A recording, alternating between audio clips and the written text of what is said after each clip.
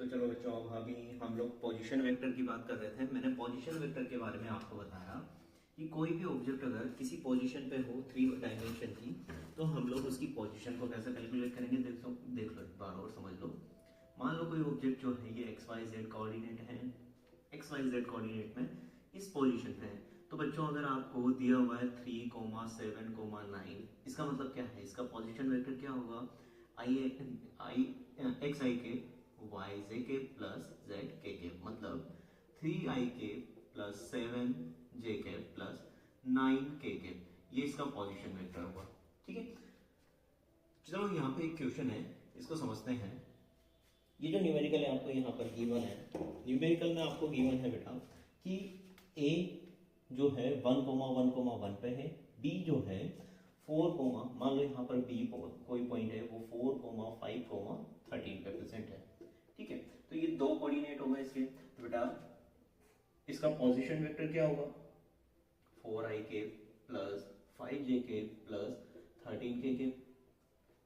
ठीक है, तो इसी तरीके से यहाँ पर न्यूमेरिकल हम लोग सॉल्व करते हैं। देखो इनिशियल पोजीशन वेक्टर क्या होगा, ये इनिशियली a पे था, तो इनिशियली a पे था तो xi के मतलब क्या होगा 1i के प्लस 1j के प्लस 1k के।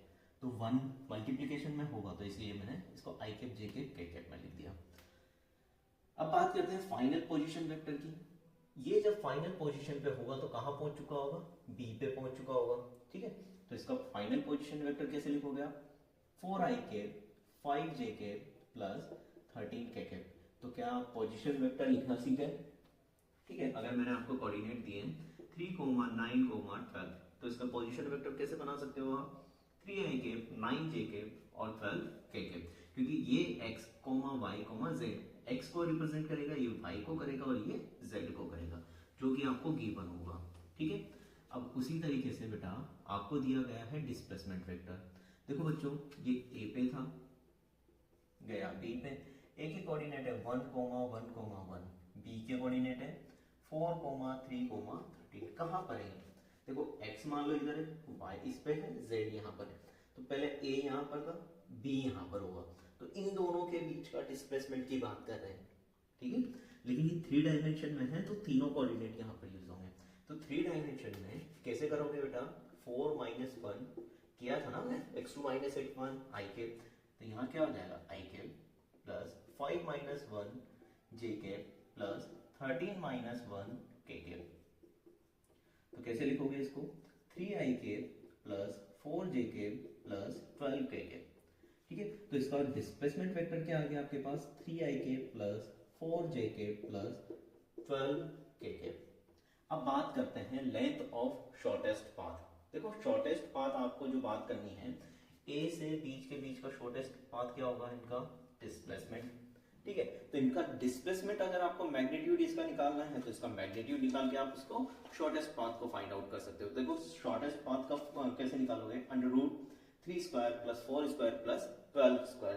तो यहाँ पर इसका जो मैग्नीट्यूड होगा वो कितना आ रहा होगा, देखो कैसे निकालोगे, 3 का स्क्वायर प्लस 4 का स्क्वायर प्लस 12 का स्क्वायर। मैंने आपको बताया था कैसे करना है, मैंने बताया था x2 माइनस x1 का होल स्क्वायर अंडर रूट में। ठीक है, y1 minus y2 minus y1 का whole square plus z2 minus z1 का होल स्क्वायर अंडर रूट में। तो यहाँ पर इसका कितना आ जाएगा 9, इसका कितना 16, इसका कितना हो जाएगा बेटा 144। तो ये हो जाएगा टोटल मिला के कितना हो जाएगा 169, और 169 किसका रूट होता है 13 मीटर। तो इनके बीच की जो टोटल डिस्प्लेसमेंट होगी वो होगी 13 मीटर। ठीक है, शॉर्टेस्ट डिस्टेंस जो होगी। आगे बात समझ में, तो इसका न्यूमेरिकल होगा। अब चलो कुछ इंपॉर्टेंट पॉइंट्स की बात कर लेते हैं। देखो बेटा यहाँ पर एक सर्कुलर पाथ में मान लो कोई ऑब्जेक्ट है जो चल रहा है, कहाँ से a से चलना शुरू किया और ये b पॉइंट तक यहाँ तक आ गया। ठीक है, यहाँ से चलना शुरू किया और यहाँ तक आ गया। जब भी हम लोग एंगल पे किसी ऑब्जेक्ट को चलाते हैं तो वहां पर मैंने आपको बताया था theta equal to arc upon radius, basic mathematics में हम लोगों ने पढ़ा है। तो बेटा ये जो आर्क है यही तो इसका एक्चुअल डिस्टेंस होगा। देखो यहाँ से चलता हुआ ये यहाँ की तरफ आएगा, यहाँ से यहाँ की तरफ आएगा, तो यही तो इसका डिस्टेंस होगा। तो यहाँ पर डिस्टेंस अगर आपको फाइंड करना है तो वही क्या है, आर्क है। ठीक है, और आर्क अगर फाइंड करना है तो इसको क्या लिख सकते हो, थीटा इंटू रेडियस, और रेडियस कितनी है आर, तो आर इंटू थीटा, ठीक है। यहाँ पर थीटा जो है आपको रेडियन में लेना है, ये बात समझ में, थीटा रेडियन में होगा। ये तो आपने डिस्टेंस निकाल लिया। अब आपको अगर डिस्प्लेसमेंट निकालना है,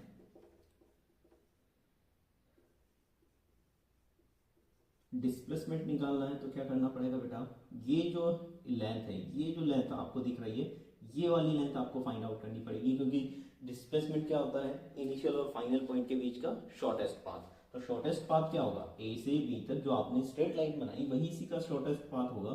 तो यहाँ से यहाँ तक हम लोगों ने एक शॉर्टेस्ट पाथ बना दिया। तो ये शॉर्टेस्ट पाथ बनाया, तो ये बेटा कुछ इस तरीके का एक ट्राइंगल दिख रहा है आपको, ठीक है। इसको इजी बना देते हैं, यहाँ पर ये आर डिस्टेंस, ये आर डिस्टेंस, ये कितना, थीटा एंगल। तो बीच में से अगर आपने एक लाइन यहाँ पर ड्रॉ किया, यहाँ पर ये ए पॉइंट था आपका, ये बी पॉइंट था, यही वाला ट्राइंगल उठा के मैंने यहाँ दिया, ये थीटा एंगल था बच्चों। तो ये वाला एंगल कितना हो जाएगा, थीटा बाई 2, ये वाला एंगल कितना, थीटा बाई 2, ठीक है। तो ये थीटा बाई 2 यहाँ पर है, हमें ये पूरी डिस्टेंस चाहिए। तो अगर हम लोग इस डिस्टेंस को कैलकुलेट कर लें, उतना ही इसमें ऐड कर देंगे, तो हमारे पास वो डिस्टेंस आ जाएगी, उसी से हम लोग डिस्प्लेसमेंट कैलकुलेट कर लेंगे। तो बेटा ये डिस्टेंस फाइंड आउट करने के लिए मान लो मैंने इसको लिख दिया x, ठीक है। अब एक चीज मुझे बताओ, यहाँ पर एंगल है, तो मैंने आपको बताया था एंगल के सामने हमेशा क्या होगा, परपेंडिकुलर। ये क्या है आपका, ये हाइपोटेनियस है, मतलब दो चीजें आपके पास है, परपेंडिकुलर है आपका पास और हाइपोटेनियस है। मतलब कौन सा फॉर्मूला आप लगा सकते हो, साइन थीटा वाला, और थीटा की जगह क्या है आपके पास, थीटा बाई 2, और परपेंडिकुलर अपॉन हाइपोटेनियस। अब ये बताओ परपेंडिकुलर कितना है आपके पास, x, और हाइपोटेनियस कितना है, r। तो यहाँ पर x की वैल्यू कितनी हो गई, r साइन थीटा बाई 2। मतलब ये जो टर्म आपने निकाली ये कितनी हो गई, r साइन थीटा बाई 2। तो ये वाली भी बेटा उतनी ही डिस्टेंस है x, तो ये भी कितनी हो गई, r साइन थीटा बाई 2। हमें क्या चाहिए था, डिस्प्लेसमेंट। डिस्प्लेसमेंट कहाँ से कहाँ तक, ए से बी तक। तो बेटा हम लोगों ने यहाँ से यहाँ तक लाइन बनाई, ये x है, ये भी x है, तो कितना हो गया टोटल डिस्प्लेसमेंट, 2x। तो 2x के लिए आप ये जो है ये x के बराबर है, तो 2x के लिए क्या लिखोगे आप, 2r sine theta by 2, 2r sine theta by 2। तो ये याद रखना है आपको, ठीक है। डिस्टेंस कितनी होगी, r थीटा, और डिस्प्लेसमेंट कितना होगा, 2r साइन थीटा बाई 2। आ रही है बात समझ में। चलो एक न्यूमेरिकल करते हैं। न्यूमेरिकल है, particle moving over a circular path cover 1/4 distance. देखो बेटा एक कोई पार्टिकल है जो सर्कुलर पाथ पे चल रहा है, ठीक है, सर्कुलर पाथ पे इसको चला दिया, यहाँ से चलना शुरू किया, मान लो ए से 1/4 डिस्टेंस कवर किया, तो इसको 1/4 में डिवाइड कर दो, ठीक है, 4 हिस्से कर दिया हमने। 1/4 मतलब यहाँ से चला होगा और यहाँ तक आया होगा, ठीक है। इसकी रेडियस मान लो r गिवन है आपको, ये भी r गिवन है। तो बच्चों इसने पूछा इसका डिस्टेंस क्या होगा, डिस्टेंस मतलब ये जो r का आपको गिवन है। अब देखो ये डिस्टेंस कैसे फाइंड आउट करोगे, फॉर्मूला आपके पास है, कितना, r थीटा, कितना, r थीटा। अब यहाँ पर थीटा जो है वो तो 90 डिग्री है, तो यहाँ पर जो डिस्टेंस है वो कैसे फाइंड आउट की जाएगी बेटा, यहाँ पर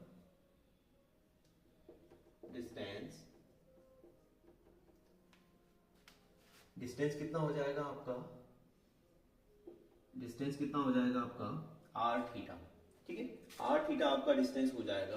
तो ये डिस्टेंस कैलकुलेट कैसे करना है आपको, यहाँ पर देखो डिस्टेंस के लिए आप ये जो पूरा सर्कल जो है, ये जो पूरा सर्कमफेरेंस है, इसका पूरा टोटल डिस्टेंस कितना होगा, ये हो जाएगा 2πr, है ना, टोटल डिस्टेंस। और कितने पार्ट है इसके, 4 पार्ट। बेटा आपको एक पार्ट की बात कर रहे हो तो ये कितना हो जाएगा, पाई r बाई 2, ये आपका एक डिस्टेंस हो गया, और यही इसकी डिस्टेंस आ गई आपके पास, ठीक है। अब बात करते हैं डिस्प्लेसमेंट की। तो डिस्प्लेसमेंट क्या है, यहाँ से यहाँ तक आपको निकालना है डिस्प्लेसमेंट यहाँ से यहाँ तक निकालना है बच्चों। तो ये कितना है आपके पास, ये एंगल हो गया, ठीक है। ये एंगल आपको कैलकुलेट करना है, सॉरी डिस्टेंस आपने निकाल ली, अब क्या निकालना है आपको, डिस्प्लेसमेंट निकालना है। अब देखो डिस्प्लेसमेंट निकालने का इससे इजी मेथड आपको नहीं मिलेगा, कितना, 2r sine theta by 2, 2r sine theta by 2, sine theta by 2, theta कितना है बच्चों, 90, तो साइन 90 बाई 2 मतलब कितना हो गया साइन 45। अब साइन 45 की वैल्यू कितनी होती है √2, तो कितना आ गया 2r इंटू 1/√2, सॉरी साइन 45 की वैल्यू 1/√2। इससे ये कैंसिल होगा, कितना आया बच्चों √2r, तो इसका डिस्प्लेसमेंट कितना है आपके पास √2r। तो ये जो टोटल ए से बी तक डिस्टेंस होगी ये कितनी हो जाएगी √2r। आ रही है बात समझ में? इसकी डिस्टेंस r वाली डिस्टेंस कितनी होगी πr/2 और डिस्प्लेसमेंट कितना होगा √2r। ठीक है, तो ये पूछ रहा है ratio of distance and displacement. Third part में इसने पूछा रेशियो ऑफ डिस्टेंस। डिस्टेंस कितनी है πr/2 इंटू √2r, तो इसका रेशियो कितना आ जाएगा π/2√2। ये इसका आंसर हो गया। ठीक है, तो इस तरीके से ही फॉर्मूलाज को हम लोग यूज कर सकते हैं। डिस्प्लेसमेंट के लिए हमेशा याद रखना 2r sin θ/2 और डिस्टेंस के लिए r थीटा। ठीक है, अब देखो यहाँ पर हम लोग बात कर रहे हैं स्पीड की। अगला टॉपिक है हमारा स्पीड। देखो बच्चों स्पीड क्या होती है? स्पीड होती है distance travel in given time period. तो बच्चों यहाँ पर जितनी डिस्टेंस आपने कवर की गिवन टाइम पीरियड में वही आपकी क्या हो गई स्पीड हो गई। देखो यूनिफॉर्म स्पीड क्या है? अब यूनिफॉर्म स्पीड को समझो। मान लो कि यहाँ से ए पॉइंट से आपने चलना शुरू किया, ये 1 2 3 4 5 6 स्लॉट हो गए बेटा। ये हर स्लॉट 100 मीटर का है या 10 मीटर का, मान लो 10 मीटर का, 10 मीटर 10 मीटर 10 मीटर 10 मीटर। ठीक है, और हर स्लॉट को कवर करने में इसको जो टाइम लग रहा है वो हो गया 10 सेकेंड 10 सेकेंड 10 सेकेंड 10 सेकेंड और 10 सेकेंड एंड 10 सेकेंड। ठीक है, तो यूनिफॉर्म स्पीड क्या है? When an object travel equal distance in equal interval of time. देखो हर इंटरवल ऑफ टाइम में हर 10 सेकेंड में 10 मीटर चल रहा है, हर 10 सेकेंड में 10 मीटर चल रहा है, हर 10 सेकेंड में 10 मीटर चल रहा है, हर 10 सेकेंड में 10 मीटर चल रहा है। तो ये क्या कर रहा है? इक्वल डिस्टेंस में इक्वल टाइम को ट्रेवल कर रहा है, तो इसी को बोलेंगे यूनिफॉर्म स्पीड। ठीक है, एग्जांपल जैसे आपने मान लो गाड़ी चलाना शुरू किया, गाड़ी चला के आपने उसकी स्पीड को 50 पे सेट किया। अब वहां से नोट करेंगे, आपने गाड़ी की स्पीड को 50 पे बिल्कुल फिक्स कर दिया। ठीक है, अब आपने 3 घंटे गाड़ी चलाई, तो 1 घंटे में आपने कितना चला 50 किलोमीटर, फिर अगले 1 घंटे में कितना चलोगे 50 किलोमीटर, फिर अगले 1 घंटे में कितना चलोगे 50 किलोमीटर। तो ये इस तरीके की जो स्पीड होगी आपकी वो होगी बेटा यूनिफॉर्म स्पीड। ठीक है, अब बात करते हैं नॉन यूनिफॉर्म स्पीड की। नॉन यूनिफॉर्म स्पीड का मतलब होता है unequal distance in equal time interval. ठीक है, unequal distance in equal time interval मतलब इधर समझो कि ये मान लो 10 मीटर, यहाँ पर मान लो 10 सेकंड की बात हो रही है, इक्वल टाइम इंटरवल की बात कर रहे हैं, क्योंकि टाइम इंटरवल हमेशा इक्वल रखेंगे तभी तो कंपेयर करेंगे हम यूनिफॉर्म और नॉन यूनिफॉर्म का। तो हमने 10 मीटर यहाँ पर फर्स्ट 10 सेकंड में कवर किया, अगले 10 सेकंड में उसने गाड़ी की स्पीड बढ़ाई और 20 मीटर, फिर यहाँ पर थोड़ी देर रुका, फिर वो 30 की स्पीड से चला और फिर वो चला बेटा 10 मीटर। अब देखो बात को समझो, पहले ये 6 स्लॉट की बात कर रहे थे, हम यहाँ पर 6 स्लॉट बना लेते हैं। ठीक है, ये भी 20 कर देते हैं, इसको 0 मीटर कर देते हैं। देखो पहले 6 स्लॉट थे, 6 स्लॉट में यूनिफॉर्म स्पीड की बात करते हैं। टोटल डिस्टेंस कितना हो गया था 60 मीटर और टोटल टाइम 60 सेकेंड। तो स्पीड कितनी हो गई इसकी 1 मीटर पर सेकेंड। ठीक है, लेकिन ये कौन सी स्पीड थी? यूनिफॉर्म स्पीड थी। अब देखो यहाँ पर समझना, नॉन यूनिफॉर्म स्पीड में क्या होगा, unequal distance in equal time interval. देखो यहाँ पर टाइम इंटरवल सेम है, लेकिन डिस्टेंस अनइक्वल है, कुछ भी रैंडम चल रहा है ये। ठीक है, तो इसकी टोटल डिस्टेंस कितनी हो गई 30 40 50 60 70 और 80। चलो इसको इसके बराबर बनाते हैं, थोड़ा सा समझते हैं। यहाँ पर कर दो 5, तो ये कितना हो गया 15 45, इसको भी 15 कर दो, इसको 15 कर दो। अब देखो टोटल डिस्टेंस कितना चला ये, टोटल ये चला बेटा 60 मीटर और टोटल टाइम कितना लिखा 16 सेकेंड। तो इसकी स्पीड कितनी हो गई एवरेज 1 मीटर पर सेकेंड। लेकिन ये कौन सी स्पीड थी? नॉन यूनिफॉर्म स्पीड थी। आगे बात समझ में, इस यूनिफॉर्म स्पीड मतलब equal distance in equal time interval. Non uniform speed का मतलब है unequal distance in equal time interval. ठीक है, तो चलो आगे बात करते हैं अब एवरेज स्पीड की। देखो एवरेज स्पीड क्या है बेटा, एवरेज स्पीड को सीधा सा एक चीज समझ लेना, टोटल डिस्टेंस, ठीक है, total distance upon total time, total distance upon total time, वही आपकी क्या है एवरेज स्पीड, जो मैंने अभी आपको बताई थी। इसकी एवरेज स्पीड कितनी है 1 मीटर पर सेकेंड। देखो मान लो ये गाड़ी जो है ये चलती जा रही है, कोई गाड़ी है आपके पास, दो गाड़ी ए से, देखो एग्जांपल समझो, एक गाड़ी है ए से बी तक जाना चाह रही है, ये गाड़ी नंबर 1, ये गाड़ी नंबर 2। तो बेटा आपकी गाड़ी नंबर 1 जो है ये यहाँ पर ए से बी की डिस्टेंस जो है 300 किलोमीटर है, ठीक है, 300 किलोमीटर है। अब ए से बी तक ये जो अपनी डिस्टेंस को कवर कर रहा है बेटा, इसने ये 300 किलोमीटर को कवर किया 5 आवर में, 5 आवर। तो 5 आवर में किया, कैसे किया इसने, पहले घंटे में मान लो इसने 100 किलोमीटर कवर किया 1 आवर में, फिर इसने 2 आवर का रेस्ट लिया, ठीक है, फिर अगले 1 घंटे में इसने 50 किलोमीटर कवर किया, ठीक है, फिर अगले 1 घंटे में इसने 150 किलोमीटर कवर किया। तो टोटल डिस्टेंस कितनी हो गई आपके पास 300 किलोमीटर और टोटल टाइम 5 आवर। तो इसकी एवरेज स्पीड कितनी हो जाएगी 300 डिवाइडेड बाय 5, मतलब 60 किलोमीटर पर आवर की ऑन एन एवरेज स्पीड से ही चल रहा था। आ रही बात समझ में, तो ये इसकी एवरेज स्पीड होगी। अब बात करते हैं बच्चों इंस्टेंटेनियस स्पीड की। देखो एवरेज स्पीड में कुछ कॉन्सेप्ट हो रहे हैं, पहले उसको पढ़ लेते हैं। एवरेज स्पीड के कुछ कॉन्सेप्ट, मेन जो फॉर्मूला है हमारा total distance upon total time. अगर आपको कभी दिया जाए कि कोई ऑब्जेक्ट जो है equal distance in equal time equal distance travel कर रहा है, ठीक है, मान लो यहां से यहां तक की डिस्टेंस है d, यहां से यहां तक की डिस्टेंस है d, इसकी वेलोसिटी है v1, इसकी वेलोसिटी है v1, इसका टाइम है t1, इसका टाइम है t2।